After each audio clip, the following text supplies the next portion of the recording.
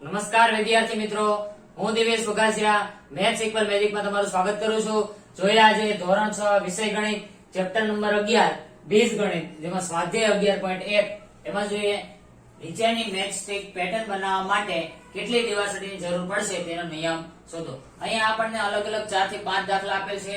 અહીંયા જે મૂળાક્ષર છે પહેલી ABCD ના એ બનાવવા માટે કેટલી દિવાસળી જોઈએ એના યુઝ કરીને આપણે નિયમ લખવાના છે. તો પેલું આપણને આપ્યું છે મૂળાક્ષર T માટે પેટર્ન T. તો T છે એ કઈ રીતે બનશે? જો એક આપણે આડી દિવાસળી ને એક ઊભી દિવાસળી લેશું એટલે T બની જશે. તો દિવાસળી કેટલી જરૂર પડશે? 2. તો આપણે શરૂઆત કરીએ. દિવાસળીની સંખ્યા તો કે એક T બનાવવો હોય તો આપણે કેટલી દિવાસળી જોઈએ? 2. અને પછી આપણે લખવાનો નિયમ બરાબર 2n. હવે તમને ખ્યાલ છે આ n છે એ શું છે? ચલ કહેવાય, વેરિયેબલ કહેવાય. ત્યાં બીજી ABCD નો તમે કોઈ પણ લેટર છે લઈ શકો છો. આપણે જનરલી બધા દાખલામાં શું યુઝ કરશું? n. તમે એના સિવાય ABCD માંથી કોઈ પણ અક્ષર લેશો તો ચાલશે. ચાલો, મૂળાક્ષર Z માટે પેટર્ન. તો ચાલો Z બનાવે તો શું કરશું? એક આ રીતે, એક આ અને એક આ, ટોટલ 3 દિવાસળી જોઈશે. બરાબર? તો આપણે લખીએ દિવાસળીની સંખ્યા.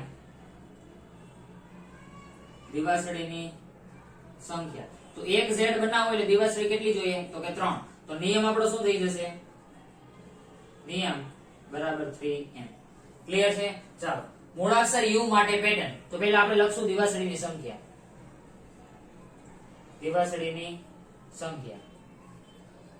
તો જો એક U બનાવવા માટે 1, 2 અને 3, તો 3 દિવાસળી જોશે. તો U બનાવવા માટે 3 દિવાસળી જોઈએ. તો નિયમ શું થઈ જશે? 3n. નિયમ બરાબર 3n. ચાલો આગળ વધીએ. મૂળાક્ષર V માટે પેટર્ન. તો પહેલા લખશું દિવાસળીની સંખ્યા.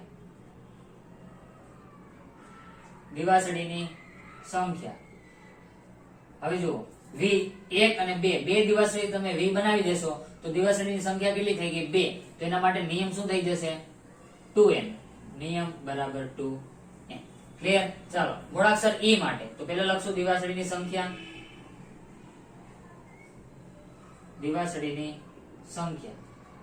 બરાબર.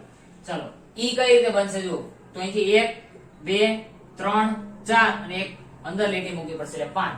તો એક તમારે ઈ બનાવવો હોય તો તમારે 5 દિવાસળીની જરૂર પડશે. તો આના માટે નિયમ થઈ જશે 5n. ચાલો, ક્લિયર? આગળ વધીએ. મૂળાક્ષર S માટે. તો લખીએ દિવાસળીની સંખ્યા.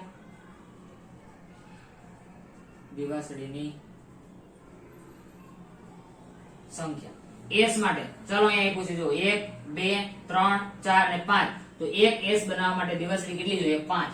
તો નિયમ શું થઈ જશે? 5n. નિયમ બરાબર 5n. ચાલો, હવે આપણે A બનાવવાનો છે. તો પહેલા લખશું દિવાસળીની સંખ્યા.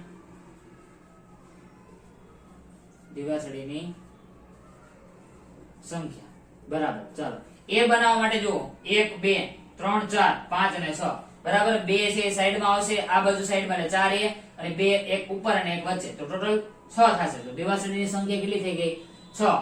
તો આપણા માટે નિયમ શું થઈ જશે? 6n. નિયમ 6n. ક્લિયર છે? નંબર 2 આપણે મૂળાક્ષર L, C અને F ની પેટર્ન માટેના નિયમ જાણીએ છીએ. પ્રશ્ન 1 માં આપેલ મૂળાક્ષરોમાં કયા મૂળાક્ષરો L જેવા નિયમ આપે છે? આવું કેમ બન્યું? ક્વેશ્ચન નંબર 1 માં જે મૂળાક્ષર આપેલ હતા એ મેં અહીંયા લખી દીધા છે. બરાબર. તો દાખલો કઈ રીતે સોલ્વ કરશું? તો પહેલા L, C અને F નો નિયમ શું છે એ આપણે લખી લઈએ. બરાબર. ત્યારબાદ જોઈએ કે અહીંયા ક્વેશ્ચન નંબર 1 માં જે 7 મૂળાક્ષર આપ્યા છે એમાંથી L ને જે નિયમ લાગુ પડે આમાંથી એને કયો પડે છે. ક્લિયર? તો L, C અને F ના જે આપણે નિયમ લખીએ. ચાલો, તો પહેલા શું લખીએ? L માટે જરૂરી દિવાસળીની સંખ્યા. તો મૂળાક્ષર L માટે જરૂરી દિવાસળીની સંખ્યા. તો L સીધી વાત છે 1 અને 2. તો દિવાસળી કેટલી જોશે? 2. તો નિયમ શું બની જશે? 2n. નિયમ બરાબર 2n. ચાલો, હવે આપણે લખી લઈએ C માટે. મૂળાક્ષર C માટે જરૂરી દિવાસળીની સંખ્યા. તમારે છે આવા ટપકા કરવાના નથી, તમારે પૂરેપૂરું લખવાનું છે. બરાબર. C કઈ રીતે બનશે? જો 1, 2 અને 3. તો 3 જોશે એટલા માટે નિયમ શું લાગી જશે? 3n. 2m બરાબર 3m. ચાલો હવે આપણે f માટે પેટર્ન લખીએ. તો મૂળાક્ષર f માટે જરૂરી દિવાસળીની સંખ્યા બરાબર. ચાલો f કઈ રીતે બનશે? જો 1 2 3 અને 4 આ રીતે f બનશે. એના માટે જરૂરી સંખ્યા થશે 4 એટલે નિયમ થઈ ગયો 4m. ક્લિયર? હવે આપણને બીજું શું પૂછ્યું? પ્રશ્ન એકમાં જે મૂળાક્ષર આપ્યા એમાં કોનો નિયમ છે? l જેવો નિયમ છે. l નો નિયમ શું છે? 2n. તો આપણે જે પ્રશ્ન આપ્યા એમાં છે 2n ક્યાં બને છે? જો તો પહેલા તો t માં આવશે 1 અને 2 બરાબર. બીજું z માં 3 થશે એટલે નહીં આવે u, એ પણ 3 1 2 3, એ પણ નહીં આવે v 1 અને 2. તો t અને v આવ્યા બરાબર. e 1 2 3 4 અને 5, 5 એટલે નહીં થાય s 1 2 3 4 અને 5. s માં પણ નહીં થાય a 1 2 3 4 5 અને 6, એમાં આવશે 6. તો 2n નિયમ ક્યાં ક્યાં આવ્યા? t અને v માં. તો આપણે પ્રશ્ન શું લખશું? જો જવાબમાં મૂળાક્ષરોમાં ક્યાંનો નિયમ l જેવો છે? તો આપણે લખીએ કે મૂળાક્ષર t અને v, મૂળાક્ષર t અને v નો નિયમ મૂળાક્ષર l ના નિયમ જેવો છે. l ના નિયમ જેવો છે. હજી આપણને એક પ્રશ્ન પૂછ્યો છે, આવું કેમ ભાઈ? તો t v અને l એના નિયમ કેમ સેમ આવ્યા? તો તમે જો t v અને l મૂળાક્ષર બનાવવા માટે જરૂરી દિવાસળીની સંખ્યા કેટલી છે? 2. એટલા માટે આ બધાના નિયમ કેવા છે? સમાન. તો આપણે લખશું આવું કેમ બન્યું? તો લખીએ મૂળાક્ષર t v અને l બનાવવા માટે જરૂરી દિવાસળીની સંખ્યા 2 છે. તેથી તેમના નિયમ સમાન છે. તેથી તેમના નિયમ સમાન છે.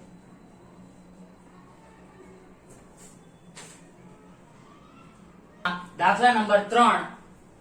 સૈન્યના તાલીમાર્થીઓ પરેડમાં કૂચ કરે છે. દરેક હારમાં 5 તાલીમાર્થીઓ છે. આપેલ સૈન્યના તાલીમાર્થીઓની સંખ્યા અને હાર માટે કયો નિયમ થશે? હારની સંખ્યા માટે n વાપરો. તો અહીંયા આપણને રકમ આપી છે, પરેડ કરે છે બરાબર, સૈનિકો છે. એક હારમાં 5 સૈનિકો છે અને હારની સંખ્યા તમારે n લેવાનો છે. તો એ કયો નિયમ બનશે? તો યાદ રાખો, નિયમ બનાવવા માટે તમારી પાસે શું હોવું જોઈએ? તો એક હાર, અહીંયા હારની વાત કરેલી છે એટલે એક હાર છે એમાં કેટલી સંખ્યા છે એ હોવું જરૂરી છે, અને હારની સંખ્યાને તમે શું નામ આપશો એ જરૂરી છે બરાબર. તો અહીંયા હારની સંખ્યાને તો n આપણે રેડીમેડ કહી દીધું. તો ત્યાંથી શરૂઆત કરીએ. ચાલો આન્સર. અહીંયા આપણે ક્વેશ્ચનમાં કઈ વેરિયેબલ છે એબીસીડી વાળો આપ્યો હોય તો ઠીક છે, ના આપ્યો હોય તો આપણી રીતે લઈ શકીએ. તો સૌપ્રથમ લખશું હારની સંખ્યા. હારની સંખ્યા. તો હારની સંખ્યાને આપણે શું લેવાનું છે? n. હવે એક હારમાં કેટલા વિદ્યાર્થી કે પરેડ કે સૈનિકો જે હોય એ આપણે લખવાનું છે બરાબર. તો એક હારમાં સૈનિકોની સંખ્યા અથવા તાલીમાર્થી, અહીંયા આપણે શબ્દ વાપર્યો છે તાલીમાર્થી, તો અહીંયા લખશું તાલીમાર્થી. એક હારમાં તાલીમાર્થીઓની સંખ્યા. એક હારમાં તાલીમાર્થીઓ કેટલા આપ્યા છે આપણને? 5. તો હવે શું કરવાનું? નિયમ લખવા માટે આ બંનેનો કરી દેવાનો ગુણાકાર. તો નિયમ 5 અને n નો ગુણાકાર કરો એટલે શું થઈ ગઈ? 5n. તો નિયમ શું થઈ ગયો? 5n. હવે જો હારની સંખ્યા 1 હોય તો 5 એકા 5 એટલે 5 સૈનિકો. હારની સંખ્યા 2 હોય તો 5 ગુણ્યા 2 10, તો કુલ સૈનિકો થશે 10. એ રીતે ખ્યાલ આવ્યો? તો આ પેટર્ન જ તમારે યાદ રાખવાની કે પેલા જે હોય એની સંખ્યા લખવાની, ત્યારબાદ એક હાર કે એમાં જેટલી હોય એટલી, અને ત્યારબાદ બેયનો કરી દેવાનો ગુણાકાર. ક્લિયર છે? દાખલા નંબર 4. જો પેટીમાં 50 કેરી હોય તો કેરીની કુલ સંખ્યા અને પેટીઓની સંખ્યા કેવી રીતે લખી શકશો? અહીંયા આપણને હિન્ટ આપેલી છે, પેટીઓની સંખ્યા માટે સંકેત b વાપરો બરાબર. આવો નિયમ લખવો હોય તો આપણા માટે બે વસ્તુ જોઈએ. એક પેટીમાં કેટલી કેરી છે એ આપણને આપી દીધું, અને પેટીની સંખ્યા બરાબર. અહીંયા કાઉન્સમાં b લેવાનું કીધું છે એટલે પેટીની સંખ્યા આપણે 2 લઈશું. કઈ કીધું ન હોય તો આપણે કોઈ પણ લઈ શકીએ. તો શરૂ કરીએ. ચાલો, તો પેટીની સંખ્યાથી શરૂઆત કરવાની છે. પેટીની સંખ્યા તો અહીંયા આપણને બી આપ્યું એટલે આપણે લઈશું બી. હવે લખશું એક પેટીમાં કેટલી કેરી છે તે. એક પેટીમાં કેરીની સંખ્યા એ પણ આપણે ક્વેશ્ચનમાં આપેલી હશે. એક પેટીમાં કેરીની સંખ્યા કેટલી છે 50. તો આપણે નિયમ લખીએ 50 અને b નો કરી દેવાનો ગુણાકાર તો 50b બરાબર. પેટી એક હોય તો 50 એકા 50 એટલે 50. બે પેટી હોય તો 50 ને ડબલ 100, ત્રણ હોય તો 150 એ રીતે. ક્લિયર છે. એકમાં દાખલા નંબર 5 શિક્ષકે દરેક વિદ્યાર્થીઓને 5 પેન્સિલ વહેંચી. તમે કહી શકશો કે કેટલી પેન્સિલની જરૂર પડશે. વિદ્યાર્થીની સંખ્યા આપેલ છે, વિદ્યાર્થીની સંખ્યા માટે s વાપરો. બરાબર. આપણે મેઈન આ નિયમ બનાવવા માટે બે વસ્તુ જોઈએ. એક તો વિદ્યાર્થીઓની સંખ્યા અને એક વિદ્યાર્થીને કેટલી પેન્સિલ આપી છે એ. તો આપણે બંને છે રકમમાં આપી દીધેલું છે. તો શરૂ કરીએ. ચાલો, તો આપણે વિદ્યાર્થીની સંખ્યા માટે s વાપરવાનું કીધું છે. તો શરૂઆત કરીએ ત્યાંથી. વિદ્યાર્થીઓની સંખ્યા બરાબર s. હવે જો એક વિદ્યાર્થીને કેટલી પેન્સિલ આપવામાં આવે છે 5. તો લખીએ એક વિદ્યાર્થીને આપવામાં આવતી પેન્સિલ. એક વિદ્યાર્થીને આપવામાં આવતી પેન્સિલ એ સંખ્યા આપણને કેટલી આપી છે 5. તો આપણે નિયમ બનાવીએ. નિયમ આપણે કોનો બનાવવાનો છે કેટલી પેન્સિલ જોઈએ એ નિયમ છે. બરાબર. તો નિયમ આ બંનેનો ગુણાકાર કરો એટલે 5s. ધ્યાન રાખજો 5 અને s એકબીજાથી અલગ લાગવા જોઈએ. જો એક વિદ્યાર્થી હોય તો 5, બે હોય તો 10, ત્રણ હોય તો 15 એ રીતે. બરાબર. તો આ થઈ ગયો નિયમ. એકમાં દાખલા નંબર 6 એક પક્ષી 1 મિનિટમાં 1 કિલોમીટર ઉડે છે. જો તે અમુક મિનિટ ઉડે તો કેટલું અંતર આવરી શકે તે તમે કહી શકશો. ઉડવાના સમય માટે t નો ઉપયોગ કરો. ફરી વખત અહીંયા આ નિયમ લખવા માટે આપણી પાસે બે વસ્તુ હોવી જોઈએ. કેટલી મિનિટ ઉડે છે તે અને એટલી 1 મિનિટમાં કેટલું અંતર કાપે છે તે. બરાબર. આપણે કીધું છે ઉડવા માટે સમય t લ્યો. તો શરૂઆત કરીએ. ચાલો, ઉડવા માટેનો સમય તો કેટલી મિનિટ ઉડે છે તો કે t મિનિટ. ચાલો, હવે 1 મિનિટમાં કેટલું અંતર કાપે છે. 1 મિનિટમાં 1 કિલોમીટર ઉડે છે. 1 મિનિટમાં કેટલું ઉડે છે 1 કિલોમીટર. તો નિયમ શું બની જશે 1 અને t નો ગુણાકાર કરવાનો છે. 1 અને t નો ગુણાકાર કરશો એટલે શું આવશે t. પણ આ આવશે એ શું આવશે અંતર આવશે. બરાબર. તો અહીંયા તમને જે આન્સર મળશે t કિલોમીટર એવો આન્સર મળશે. ક્લિયર છે આ નિયમ. દાખલા નંબર 7 રાધા ચોક પાવડર ની મદદથી ડોટ રંગોળી દોરે છે. દરેક હારમાં 8 ડોટ છે. તેની રંગોળીમાં r હારમાં કેટલા ડોટ હશે. એટલે પછી બે પ્રશ્ન પૂછ્યા છે. જો 8 હાર હોય તો કેટલા ડોટ હશે અને જો 10 હાર હોય તો. જવાબ બહુ ક્લિયર છે. ચાલો, એક હારમાં 8 હોય, એક હારમાં 8 ડોટ હોય તો 8 માં શું થશે 8 8 64 અને 10 માં શું થશે 80. પણ પહેલા આના માટેનો નિયમ અને પછી વ્યવસ્થિત આપણે આન્સર લખવાનો છે. તો નિયમ લખવા માટે ફરીથી બે વસ્તુની જરૂર પડશે. એક હારમાં કેટલા ડોટ છે એ જે આપણને આપેલું છે અને હારની સંખ્યા જે આપણને r લેવાનું કીધું છે. ક્લિયર છે. ચાલો શરૂ કરીએ. સૌપ્રથમ આપણે શું લખશું જે વેરિયેબલ ચલ હોય એટલે કે રંગોલીમાં હારની સંખ્યા કેટલી છે r. તો પહેલા આપણે લખીએ હારની સંખ્યા. હારની સંખ્યા. હારની સંખ્યા કેટલી થઈ ગઈ r. હવે શું લખવાનું એક હારમાં કેટલા ડોટ છે એક હારમાં ડોટની સંખ્યા જે આપણને ક્વેશ્ચનમાં આવી હશે એ કેટલું છે 8. સોરી, એક હારમાં ડોટની સંખ્યા કેટલી છે 8. હવે આપણે લખવાનો નિયમમાં શું કરવાનું આ બંનેનો ગુણાકાર 8 અને r નો ગુણાકાર એટલે 8 r. હવે આપણને બે પ્રશ્ન પૂછ્યા કે જો 8 હાર હોય તો કેટલા ડોટ હશે. બરાબર. જો 8 હાર હોય તો ડોટની સંખ્યા બરાબર. આપણો નિયમ શું છે 8 r. હવે હાર કેટલી લેવાની છે 8 એટલે r ની જગ્યાએ આપણે કેટલા યુઝ કરશું 8. તો 8 ગુણ્યા 8 એટલે કે 88 64. તો 64 ડોટ્સ હશે બરાબર. ચાલો હજી આપણને પ્રશ્ન પૂછ્યો છે 10 હોય તો આપણે ફરીથી લખશું કે જો 10 હાર હોય તો ડોટની સંખ્યા. આવા દાખલા એટલે પહેલા તો નિયમ જ લખવાનો. તો નિયમ શું છે? 8 હાર. ચાલો હારની સંખ્યા આ છે બરાબર. હવે હારની સંખ્યા કેટલી લેવાની છે? 10. તો 8 અને 10 નો કરવાનો ગુણાકાર એટલે 8 દાન 80 તો 80 ડોટ્સ હશે. 11.1 માં દાખલા નંબર 8. લીલા એ રાધાની નાની બહેન છે. લીલા એ રાધા કરતા 4 વર્ષ નાની છે. રાધાની ઉંમરને આધારે લીલાની ઉંમર તમે લખી શકશો. રાધાની ઉંમર આપણને x વર્ષ આપેલ છે. તો ક્વેશ્ચનમાં પહેલી લાઈન વાત છે કે લીલા એ રાધાની નાની બહેન છે. તો રાધાની ઉંમર જે વધારે હશે, લીલાની ઉંમર છે ઓછી હશે. આગળ શું કીધું છે? લીલા એ રાધા કરતા 4 વર્ષ નાની છે. રાધાની ઉંમર આપણને ખ્યાલ નથી, પણ લીલા એના કરતા 4 વર્ષ નાની છે. તો રાધાની ઉંમર છે આપણે ધારી લેવાની. આપણને આપી દીધું છે કે રાધાની ઉંમર છે કેટલી છે? x. તો એના કરતા 4 નાની બરાબર.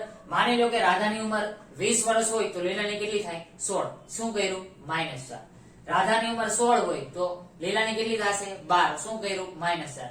તો અહીંયા નિયમ લખશું ત્યાં પણ શું કરશું? -4 બરાબર. અને આગળના દરેક દાખલામાં આપણે શું કરતા હતા? ગુણાકાર. અહીંયા ગુણાકાર થશે નહીં. તો લખીએ નિયમ. ચાલો સૌપ્રથમ શું લખવાનું? જે ચલ હોય ને એને લખી દેવાનું. અહીંયા ચલ શું છે? રાધાની ઉંમર. તો લખવાને રાધાની ઉંમર x વર્ષ છે. ત્યારબાદ જે રકમમાં કઈ ઇમ્પોર્ટન્ટ હોય એ લખવાનું. ઇમ્પોર્ટન્ટ છે લીલા એ રાધા કરતા 4 વર્ષ નાની છે તો એ લખી દેશું. લીલા એ રાધાથી 4 વર્ષ નાની છે. હવે આપણે ફાઇનલી જે પૂછ્યું એ રાધાની ઉંમર પૂછી છે બરાબર. તો આપણે લખશું સોરી લીલાની ઉંમર. તો લીલાની ઉંમર. ચાલો રાધાની ઉંમર જેટલી પણ છે એના કરતા 4 વર્ષ ઓછી એટલે કે -4 કરશો તો આની ઉંમર શું થઈ જશે? x - 4 વર્ષ બરાબર. તમે કોઈ પણ x તરીકે કોઈ પણ વેલ્યુ લઈને પણ ચેક કરી શકો. માનો કે રાધાની ઉંમર છે 50 છે તો એના કરતા લીલા 4 વર્ષ નાની એટલે 50 માંથી 4 જાય એટલે શું આવે? 46. તો લીલાની ઉંમર કેટલી હશે? 46. એ રીતે બરાબર. ઠીક છે. દાખલા નંબર 9. મમ્મીએ લાડુ બનાવ્યા. એને કેટલાક લાડુ મહેમાનો અને કુટુંબીજનોને આપ્યા. પછી 5 લાડુ બાકી રહ્યા. જો મમ્મીએ આપેલ લાડુની સંખ્યા l હોય તો તેણે કુલ કેટલા લાડુ બનાવ્યા હશે? થોડી વાર માટે એવું વિચારી લ્યો કે મહેમાનો અને કુટુંબીજનોને લાડુ છે 20 આપ્યા છે બરાબર. અને તોય 5 લાડુ બચી છે તો કેટલા બનાવ્યા છે? તો કે 25. એવું માનો કે 10 લાડુ છે મહેમાનોને આપ્યા તોય 5 બચ્યા તો કેટલા બનાવ્યા છે? 15. મતલબ કે જેટલા મહેમાનોને આપ્યા એના કરતા 5 વધારે આન્સર આવશે. અને વધારે મતલબ શું? પ્લસ. તો શરૂ કરીએ. ચાલો પેલા આપણે શું લખીએ? વેરિયેબલ જે ચલ હોય. ચલ શું છે? l. એ શું છે? મમ્મીએ જે મહેમાનોને આપેલા લાડુ. તો આપણે લખીએ મમ્મીએ આપેલ લાડુ કેટલા? l. પછી જે બીજી ઇન્ફોર્મેશન શું આપી છે કે 5 લાડુ છે એ બાકી રહેશે બરાબર. તો બાકી લાડુની સંખ્યા તો કે કેટલી છે? 5. હવે આપણને પૂછ્યું શું કે મમ્મીએ કેટલા લાડુ બનાવ્યા હશે? તો મમ્મીએ બનાવેલ લાડુ. મમ્મીએ બનાવેલ લાડુની સંખ્યા તો 5 છે મહેમાનોને આપી દીધા અને તોય l લાડુ મહેમાનોને આપ્યા અને તોય 5 બચ્યા. તો મમ્મીએ ટોટલ કેટલા લાડુ બનાવ્યા છે? l + 5. ક્લિયર છે? દાખલા નંબર 10. મોટી પેટીમાંથી નારંગી નાની પેટીમાં બદલવામાં આવે છે. જ્યારે મોટી પેટી ખાલી થઈ ગઈ ત્યારે 2 નાની પેટીઓ ભરાઈ અને 10 નારંગી બહાર રહી. જો નાની પેટીઓમાં નારંગીની સંખ્યા x લેવામાં આવે તો મોટી પેટીમાં નારંગીની સંખ્યા કેટલી હશે? ચાલો કઈ રીતે શરૂઆત કરવાની છે? જો ક્વેશ્ચનમાં શું આપેલું છે? એક મોટી પેટી છે એમાંથી નાની પેટીમાં નારંગી ટ્રાન્સફર કરીએ એટલે 2 નાની પેટી આખી કમ્પ્લીટ ભરાય છે અને તોય 10 નારંગી બચે છે. તો મોટી પેટીમાં કુલ કેટલી નારંગી હશે? બરાબર. આપણને ચલ તરીકે શું આપ્યું? x. એ શું છે? નાની પેટીની નારંગીની સંખ્યા. તો ત્યાંથી શરૂઆત કરીએ. આન્સર નાની પેટીમાં નારંગીની સંખ્યા કેટલી છે તો કે x. આવી કેટલી પેટી ભરાઈ છે 2. તો એકમાં માનો કે 10 નારંગી હોય તો 2 માં કેટલી થાય 20. એકમાં 50 હોય તો 2 માં કેટલી થાય 100. એટલે એના ડબલ. તો 2 પેટીમાં નારંગીની સંખ્યા, એક પેટીમાં x હોય તો 2 પેટીમાં કેટલી થાય એના ડબલ એટલે કે 2 ગુણ્યા x એટલે કે 2x. બરાબર. હવે જો બહાર કેટલી નારંગી રહેશે તોય 10 નારંગી બહાર રહેશે. બરાબર. તો બહાર વધતી નારંગી, બહાર વધતી નારંગીની સંખ્યા, તો બહાર કેટલી નારંગી બચે છે 10. હવે આપણે શું લખીએ, મોટી પેટી છે એમાં કુલ નારંગીની સંખ્યા, મોટી પેટીમાં કુલ નારંગીની સંખ્યા. ચાલો તો એમાં કેટલી હશે તો કે મોટી પેટીમાંથી જ 2 નાની પેટી ભરાણી અને તોય 10 વધી, 2 નાની પેટી ભરાણી એટલે 2x નારંગી અને તોય 10 બચી ગઈ એટલે કે પ્લસ. તો મોટી પેટી છે એમાં નારંગીની સંખ્યા કેટલી હશે 2x + 10 એટલે 2 નાની પેટી ભરાણી અને તોય 10 નારંગી બચી. ક્લિયર છે? આઈ હોપ વિદ્યાર્થી મિત્રો આ ક્વેશ્ચન છે તમને સમજમાં આવ્યા હશે. મળીએ છીએ આગળના ચેપ્ટરમાં. ધન્યવાદ.